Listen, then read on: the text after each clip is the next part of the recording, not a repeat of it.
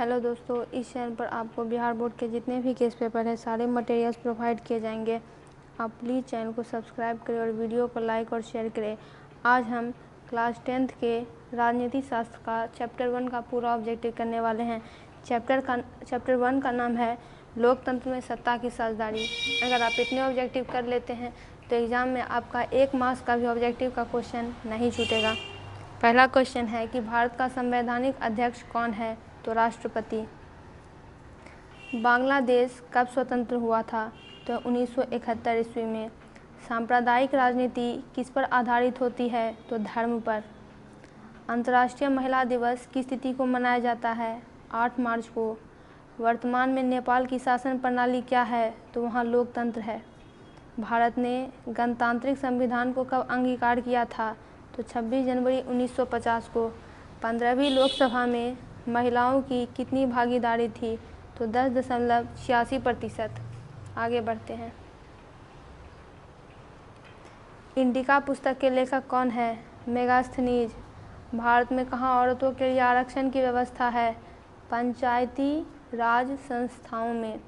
भारतीय संविधान के अनुच्छेद 19 में देश के सभी नागरिकों को कौन सा मूल अधिकार दिया गया है? तो स्वतंत्रता का अधिकार, राइट ऑफ फ्रीडम। निम्नलिखित व्यक्तियों में कौन लोकतंत्र में रंग-भेद के विरोधी नहीं थे? तो जेड गुडी। सांप्रदायिक राजनीति किस पर आधारित है? तो इस पर आधारित है कि एक धर्म दूसरे से श्रेष्ठ है, यानी इस भावना पर वो आधारित होती है कि एक धर्म दूसरे धर्म से बेहतर है, श्रेष्ठ है। सत्ता में साझेदारी सही है क्योंकि यह विविधता को अपने में समेट लेती है। आगे बढ़ते हैं।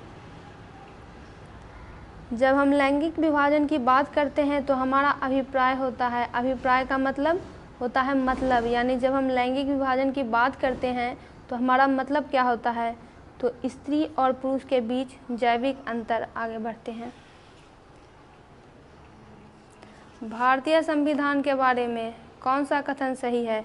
यह कथन सही है कि सभी लोगों को कोई भी धर्म मानने की आज़ादी है। सामाजिक विभाजनों को संभालने के संदर्भ में इनमें कौन सा बयान लोकतांत्रिक व्यवस्था पर लागू नहीं होता है? तो ये लागू नहीं होता है कि लोकतंत्र सामाजिक विभाजनों के आधार पर समाज को विखंडन की ओर ले जाता है।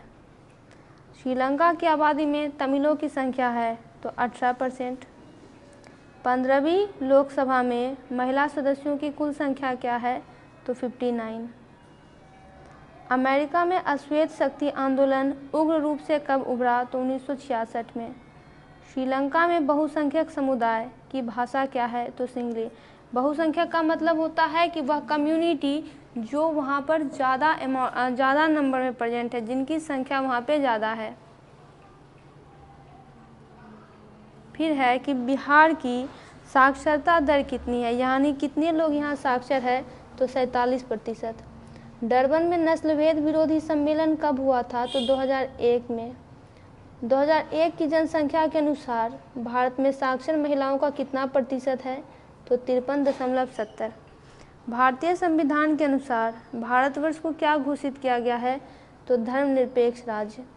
काले दस्ताने और बंधी हुई मुट्ठियाँ किसका प्रतीक थी? तो अश्वेत शक्ति का। अश्वेत शक्ति यानी इंग्लिश में ब्लैक पावर का। भारत में बहुसंख्यक आबादी किनकी है? बहुसंख्यक यानी जो जिनके नंबर्स ज़्यादा हैं, तो हिंदू समुदाय की। श्रीलंका में तमिल मुख्य रूप से कहाँ रहते हैं? तो उत्तर पूर्वी प्रांतों में। सत्ता की साझेदारी की अधिकाधिक आवश्यकता कहाँ पड़ती है? तो वहाँ पड़ती है जहाँ जाति, भाषा, क्षेत्र, संप्रदाय के आधार पर समाज बटे हुए होते हैं। इसमें सत्ता की साझेदारी का एक सही लाभ क्या है कि समुदायों के मध्य टकराव में कमी, ये उनके बीच के जो टकराव होते हैं उनमें कमी कर देता है। फिर है कि अमेरिका में चलाए गए नागरिक अधिकार आंदोलन का मुख्य उद्देश्य क्या था? तो नस्ल आधारित भेदभाव मिटाना। वहाँ नस्ल के आधार पर भेदभाव किए जाते थे, यानी वहाँ पे जो लोग हैं, एक ब्लैक लोग हैं, एक वाइट लोग हैं, तो ब्लैक लोगों के साथ बड़ा ही भेदभाव किया जाता है, या फिर आप कह सकते हैं किया जाता था। तो इसलिए ये आंदोलन वहाँ पे चलाया गया था। इसमें कौन सा कथन भारत के संदर्भ में सही है? तो पहला है कि भारत एक विविध समुदायों का देश है, सही है, क्योंकि यहाँ पे बहुत सारी कम्युनिटी पाई जाती हैं। फिर है कि भारत एक धर्मनिरपेक्षता का सिद्धांत लागू है, यानी यहाँ पे धर्म के आधार पर कोई भेदभाव नहीं होता है। जिस व्यक्ति का मन होता है वो अपने इच्छानुसार अपने धर्म का पालन करता है। कोई राज उस पर दबाव नहीं डालता है कि उसे यही धर्म फॉलो करना पड़ेगा। भारत में धार्मिक सौहार्द और भाईचारे के सिद्धांत को तरजीह दी जाती है। तरजीह यानी महत्व दी जाती है, तो सभी कथन सही है। सत्ता में साझेदारी के प्रमुख कारण इनमें कौन नहीं है? तो सत्ता में साझेदारी जरूरी है क्योंकि राष्ट्र की एकता और अखंडता के लिए ये राष्ट्र को टूटने से बचाता है। फिर है सरकार का निर्धारित कार्यकाल पूरा करने के लिए, तो ये कारण नहीं है। सत्ता में साझेदारी की वास्तविक अर्थ क्या होता है? तो इसका अर्थ होता है कि राज्य के नागरिकों द्वारा सरकारी स्तर पर निर्णय लेने अथवा निर्णय निर्माण की प्रक्रिया को प्रभावित करना।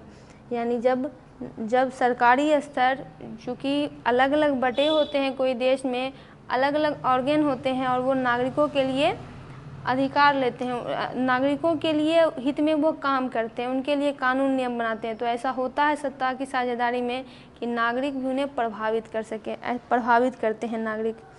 सत्ता के साझेदारी के संबंध में इनमें से कौन सा कथन सही है?